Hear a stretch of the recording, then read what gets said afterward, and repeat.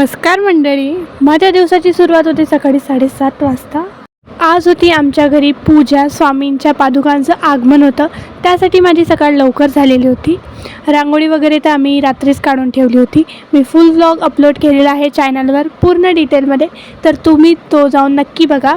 सर्व तयारी झालेली होती. मग आम्ही बिल्डिंगच्या गेटजवळ थोडीशी रांगोळी काढायची होती, ती काढायला खाली आलेलो होतो. आज बनीचं ऑपरेशन होतं, त्याला हॉस्पिटलमध्ये घेऊन जायचं होतं. आमच्या घरी तर पूजा होती म्हणून आम्हाला त्याच्यासोबत जाता आलं नाही, पण कपिल भैया त्याला घेऊन गेलेले होते हॉस्पिटलमध्ये.